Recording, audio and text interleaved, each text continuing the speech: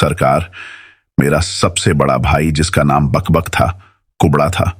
उसने दर्जीगिरी सीखी और जब यह काम सीख लिया तो उसने अपना कारोबार चलाने के लिए एक दुकान किराए पर ली। उसकी दुकान के सामने ही एक आटा चक्की वाले की दुकान थी। चक्की वाले का काम अच्छा चलता था और वह बहुत धनवान था, किंतु मेरे भाई का काम नया था और वह बेचारा रोज कमाता और रोज खाता था। एक दिन मेरा भाई काम कर रहा था और सामने चक्की वाले के मकान की ऊपर की खिड़की खुली थी। कुछ देर में चक्की वाले की अति सुंदर पत्नी वहां आ खड़ी हुई। मेरा भाई उसके रूप पर मर मिटा और उसे टकटकी लगाए देखता रहा। जब स्त्री की दृष्टि उस पर पड़ी तो उसने तुरंत ही खिड़की बंद कर ली, क्योंकि वह बड़ी पतिव्रता थी। दूसरे दिन वह खिड़की ना खुली।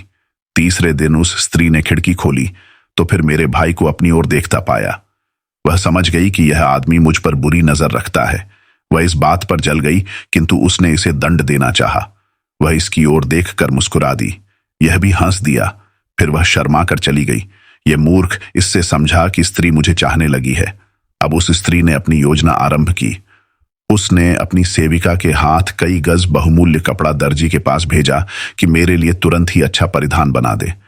मेरे भाई ने समझा कि यह वास्तव में मुझे चाहने लगी है, नहीं तो इतना मूल्यवान कपड़ा नए दर्जी के पास क्यों भेजती। उसने मेहनत से दिन भर लगकर शाम तक परिधान तैयार कर दिया। दूसरे दिन सेविका के आने पर उसने कहा कि अपनी स्वामिनी से कहना कि अपने सारे परिधान मुझी से सिलवाया करें। मैं बहुत शीघ्र और अत्यंत उत्तम सिलाई करता हूं। सेविका थोड़ी दूर जाकर लौट आई और कहने लगी, मैं तुम्हें अपनी मालकिन का एक संदेश देना तो भूल ही गई। उसने पूछवाया है कि उसकी रात तो तुम्हारे ध्यान में जागते ही कटी। तुम्हारी रात कैसी बीती। मेरा भाई यही सुनकर अत्यंत प्रसन्न हुआ और बोला कि उनसे कह देना कि मेरी तो 4 रातें उनकी याद में जागते बीती हैं। थोड़ी देर में सेविका फिर आई और कहने लगी कि मेरी मालकिन ने यह रेशमी कपड़ा दिया है कि उसके लिए परिधान बनाया जाए। मेरा मूर्ख भाई मनोयोग से उसे सीने लगा। सेविका के जाने के थोड़ी देर बाद वह मनमोहिनी फिर खिड़की पर आ गई और तरह तरह के हाव भाव के साथ अपनी लंबी केश राशि, उन्नत यौवन और पतली कमर का प्रदर्शन करके चली गई। इस मूर्ख ने प्रेम के नशे में दिन भर लगकर वह कपड़ा भी सी दिया। शाम को सेविका आकर यह दूसरा वस्त्र भी ले गई।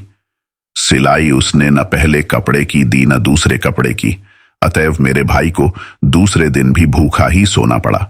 भूख से व्याकुल होकर उसने शाम को अपने मित्रों से कुछ पैसा उधार लिया और किसी तरह पेट भरा। दूसरे दिन सवेरे सेविका ने आकर उससे कहा कि मेरे मालिक ने तुम्हें बुलाया है।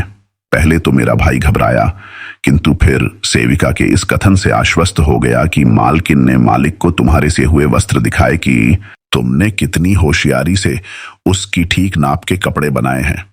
इससे मालिक भी बहुत खुश हुए और चाहते हैं कि अपने वस्त्र भी तुमसे सिलवाएं। दरअसल मेरी मालकिन चाहती हैं कि इसी बहाने तुम्हारा उनके घर आना हो जाए, जिससे बाद में मिलन की कोई तरकीब निकल सके। मेरा भाई यह सुनकर फूला न समाया। वह सेविका के साथ चला गया। चक्की वाले ने उसकी बड़ी प्रशंसा की और खूब स्वागत सत्कार किया। उसने उसे एक थान दिया कि इसमें से मेरे लिए कई वस्त्र बना दो और जो कपड़ा बचे मुझे वापस कर दो। मेरे भाई ने लगकर 5-7 दिन में वे वस्त्र तैयार कर दिए। चक्की वाला इन्हें देखकर बड़ा खुश हुआ। उसने एक कीमती थान और दिया कि वैसे ही उत्तम वस्त्र सिए जाएं। मेरे भाई ने फिर कर्ज लेकर अपने खाने पीने का काम चलाया और दूसरे थान के कपड़े भी सी दिए। कपड़े लेकर वह चक्की वाले के पास गया तो चक्की वाला और प्रसन्न हुआ। उसने कहा कि तुम्हें सिलाई तो अभी मैंने दी नहीं। मेरा भाई चुप रहा तो चक्की वाले ने खुद हिसाब लगाकर सारे कपड़ों की उचित सिलाई के पैसे दिए। मेरा भाई उन्हें लेने वाला ही था कि वही कमबख्त दासी चक्की वाले के पीछे खड़ी होकर इशारा करने लगी कि खबरदार, कुछ न लेना वरना काम बिगड़ जाएगा। मेरा भाई ऐसा मूर्ख निकला कि उसने सिलाई तो क्या उस डोरे का दाम भी नहीं लिया जो उसने सीने में लगाया था। कहने लगा कि सिलाई देने की क्या जरूरत है, फिर देखा जाएगा। चक्की वाले से विदा होकर वह अपने मित्रों के पास फिर कर्ज लेने पहुंचा, किंतु उसे निराश होना पड़ा। मित्रों ने कहा कि तुम उधार लेकर कभी वापस तो करते नहीं, तुम्हें 1 पैसा भी नहीं देंगे। फिर वह मेरे पास आया कि कुछ पैसे दो, मैं कई दिन से भूखा हूं। मैंने उसे थोड़ा सा धन दिया क्योंकि मैं भी कौन अमीर था। इन पैसों से उसका कुछ दिन तक इस तरह काम चला कि रोज 2-1 सूखी रोटियां खा लेता था। एक दिन मेरा भाई फिर चक्की वाले के यहाँ गया। वह उस समय चक्की पर काम कर रहा था। उसने समझा कि यह सिलाई मांगने आया है। उसने जेब में हाथ डालकर कुछ सिक्के उसे देने के लिए निकाले। इसी समय सेविका ने पीछे से इशारा किया कि अगर सिलाई ली तो हमेशा के लिए काम बिगड़ जाएगा। अतएव उस बेचारे ने उस दिन भी कुछ न लिया और कहा कि मैं सिलाई लेने नहीं आया था, यूं ही पड़ोसी होने के नाते तुम्हारी कुशल क्षेम पूछने के लिए आया था। चक्की वाला उसकी भद्रता से बड़ा प्रभावित हुआ और उसे एक और कपड़ा सीने को दिया। मेरे भाई ने उसे भी उसी दिन सी दिया और दूसरे दिन चक्की वाले के पास ले गया। चक्की वाले ने सारे पैसे देने चाहे, लेकिन सेविका ने फिर इशारा किया कि एक पैसा भी लिया तो मालकिन कभी तुम्हारे सामने ना आएंगी। इसलिए उसने कहा, जल्दी क्या है साहब, पैसे भी ले लूंगा। मैं तो आपका हाल चाल पूछने के लिए आता हूं, पैसे के लिए नहीं आता। ये कहकर फिर वह बेचारा अपनी दुकान में आकर भूखा प्यासा काम करने लगा। लेकिन चक्की वाले की पत्नी को इतनी बात से संतोष न हुआ। पैसे तो उसे बाद में मिल जाने ही थे। वह उसे कठोर दंड दिलवाना चाहती थी। इसीलिए एक दिन उसने अपने पति को पूरी बात बता दी कि वह मुझ पर बुरी नजर रखता है।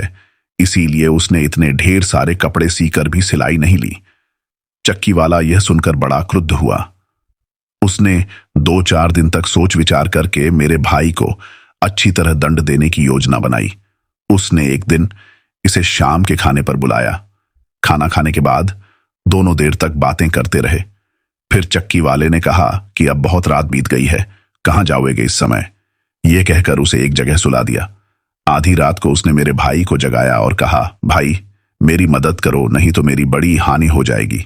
मेरा खच्चर जो चक्की चलाता था बीमार पड़ गया है और चक्की बंद पड़ी है।